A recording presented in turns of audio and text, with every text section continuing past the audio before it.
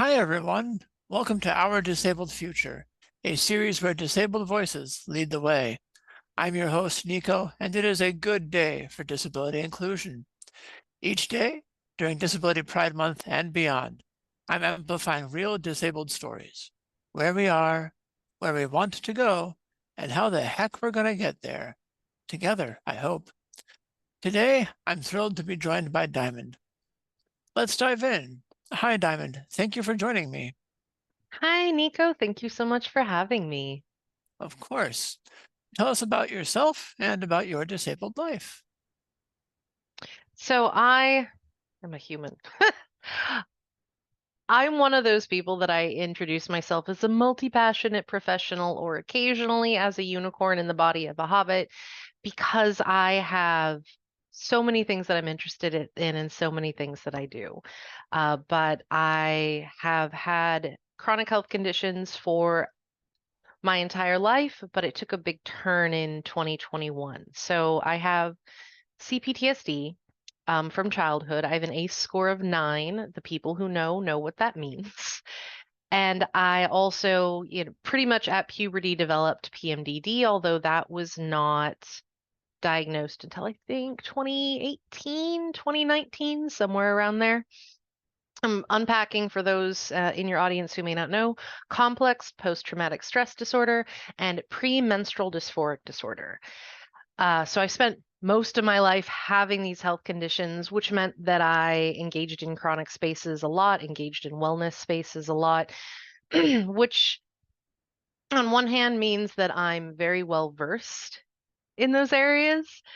On the other hand, it means that if people with different health conditions speak different languages, then I'm fluent in many of those languages, which include things like schizophrenia, schizoaffective disorders, ADHD, and Down syndrome through lots of different life experiences and specific ways that illness works. So I came into 2021 already understanding that a diagnosis is a shorthand for a set of possible symptoms, right? And you may have symptoms that meet those criteria, but you also may have symptoms that exist outside of that. I usually say that my PTSD looks like ADHD from the outside because I do the things like info dump, hyper empathy, all these sort of things that are very common for folks who have autism or who are ADHD, but the structure is very different for me. It is directly trauma based. In 2021, I developed a health condition called MCAS or mast cell activation syndrome. It's really there are suggestions that something like 10 to 15% of the US population has some sort of mast cell issue, but only something like 50, is it 50,000? I looked at the numbers yesterday and now I can't remember. But a very small percentage of people actually have a formal diagnosis. So I'm fortunate in that I have a formal diagnosis and treatment. It did take 8 months to get a diagnosis, though, but that's its whole other problem. The only reason it was short for me is because I was working in healthcare. So I was recognized as a professional in the field, which means I was prioritized. My care was prioritized. That's literally the reason. And I know how to advocate for myself in those spaces, so it's not as frustrating to me as it can be for someone coming in. But I came to it already knowing a lot of things about chronic illness. So I didn't have the experience so much of having to understand that having a disability doesn't mean I don't have value, which I know a lot of people go through. I still, though, had to make serious adjustments to my life. MCAS changed everything for me, especially the 8 months before I got diagnosed and actually got to start treatment. I think when I started treatment, I was taking 27 pills a day, which is a lot of pills to swallow every day. The journey to diagnosis was rough, and it just to be straightforward, it sucked. It sucked, and I don't like that, especially fat women, and then women of color. I am not that, but women of color and communities of color have a harder time actually getting effective diagnosis. Women on average have to visit 5 professionals, 5 medical professionals before they actually receive a functional diagnosis. And I got to skip that because I was in healthcare, and that shouldn't, I'm glad I got to skip it. That shouldn't be the reason. You understand what I'm saying? All right.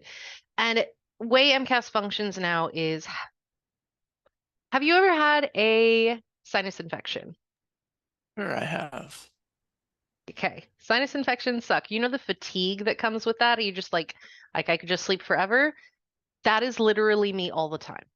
I have that level of fatigue at all times, and I fight it all the time to function. I had to transition to remote work, and I discovered in that transition to remote work the ableism in my field. I'm a social worker. I have a master's degree in social work, and there's this idea that is not straightforward said in social work, but you hear the phrase, you can't pour from an empty cup. And the assumption is you need to refill your cup so you can pour it out for other people. That is the way that it's understood, and that is the way that it is practiced. Instead of trying to go make sure your cup stays full and then give the overflow, and having to restructure my life based on being able to give overflow instead of dipping into my own spoons it's been a multi-year process. And I'm finally in a place where I feel like it makes sense. It also means, like, functionally, I am allergic to living, is the way I describe mast cell activation syndrome, or MCAS. There are really good videos actually on YouTube explaining it, so I'm not going to give you a whole spiel about how the condition works. But the short version is my body thinks it's allergic to most everything. There are people who the only thing they can eat is oatmeal. I fortunately have a greater range of foods that I can eat, but I literally have a spreadsheet so that I'm tracking, so that I know what I can eat and can't, because I can't keep it all in my head. I have the brain fog, and you hear me chatting now. I'm I'm an engaging person, and I feel like I'm thinking through cotton. This is me struggling to find the right words. Imagine how much better I used to be. So, ah, the the big things were complete life readjustment around not just food and energy needs, but space needs, and being able to prioritize taking care of myself. And then it's not alone because this is in the structure of already having CPTSD and PMDD. So those interact with each other's in ways that I know how to do research. I have yet to see a study on how these interact, and I know how they interact in me, but I don't know what part of that is like weird outlier experience and what part of that is, normal experience, because MCAS is not well known or well understood, PMDD is not well known or well understood, and CPTSD has a lot of misinformation, even in academic circles. Is there anything else, any other questions you have for me about my disabled life that you would like to know or that follow up on? That's very comprehensive. Thank you. Thank you. Of course. I mean, you've given me a really good sense of where you've been in your disabled journey and some of the challenges that you faced. Considering all of this, what does a disability-friendly future look like for you specifically? For me specifically, it is that same access to remote work. 98% of what I do, I can do from my home computer and do more effectively than I ever could have in an office. The home space, the other part is flexible work hours, meaning when it is not a time, not meetings where everyone's involved, when it is asynchronous tasks, it doesn't matter if it happens at 9 a.m. or 9 p.m., it matters if it happens in this 24 hours. That works really well to allow for those, like, oh, it is 2-hour nap time. I'm literally going to be unable to stay awake, and I don't like falling asleep at my desk because then my back hurts. So that sort of access is really important, and I really don't see it in social work fields, and I definitely don't see it at what pays the level that I am valued at as a exceptional social worker with, I think I have 14, no, I have 20 years as a social worker, fewer after MSW because the MSW was in 2013, and then 10 in medical social work. So I know what I'm good at. But a lot of positions that do remote first offer 18.50 an hour, which is not that is not survivable wage for anyone anywhere in the US. It is definitely not survivable wage for somebody who cannot eat frozen meat or lots of other things. The flexibility, the remote work is important. The other big thing is that also for positions that are hybrid or places that have that kind of work environment, either all right, for places bringing in food, a greater variety, folks are aware of nut allergies and are really good at labeling when there's a nut in it. It's easy to apply that to everything else. List all the ingredients. A tomato will ruin my day. Please tell me there's tomato in your thing. And that's true for anyone with allergies. I think I don't want to speak for everyone, but I'm pretty sure everyone with any sort of food allergies would love for those things to be listed. Uh, the other The other big thing that I see in a lot of teams is difficulty integrating remote and on-site roles.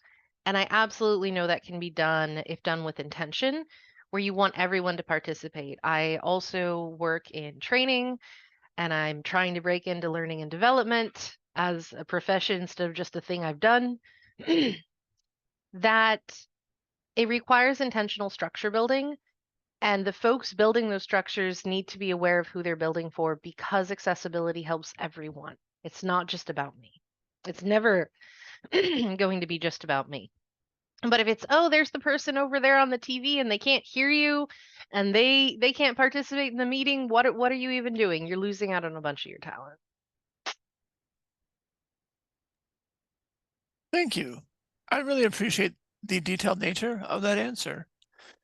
In this reply, I hear a call for greater accessibility and a recognition that remote work is equally as valued and should be equally as compensated as any other form of employment. Yeah, Tell me, you got it. what strategies do we use to build that future that you told us about? What do you think? So I think there's a lot that can be done to build remote. There are so many jobs that can be done remotely. A lot of it is there's a level of companies getting over the fear that their employees are not going to do a good job remotely. If your employees are not doing a good job, like, if they're not part of the mission, if they're not engaged, if they're not processing and trying to do the things that they need to do, maybe the problem is the culture and not your employees. Micromanagement is an example of things that doesn't work. That I'm going to take a picture of your screen every 5 minutes. Like that's just rude. If you wouldn't do that for your in-house employees, don't do it for your remote employees. Building from remote first can absolutely lean on. There are many people, particularly in the disabled community, who have built these structures and been working remotely for years, many years more than me. Bring in those experts. You're not an expert in it, bring in an expert. It seems very basic when I talk about it like this. And one of the things, actually, one of the companies I worked for in 2020 started doing was every meeting that was a hybrid meeting, they had a tech guy come into the office, make sure everything was set up effectively, make sure everyone could speak effectively. Very small touch, very high rewards because your managers are not necessarily going to have the time, capacity, or knowledge to problem solve through that. So bring in the person who knows how to do that. Essentially, having a tech there for high touch, low need things can be important. The other thing I'd like to see is subtitles. I'm not a person with a hearing disability, but I do have difficulty processing word voices against background noise. It's an internal processing error, something that happens in my brain. Subtitles help. It is very easy to get live subtitle auto text. It's not perfect, but it is an enormous help. And I've been to a lot of meetings that have much larger ones that have somebody doing live captioning that is, you can hire people who do that.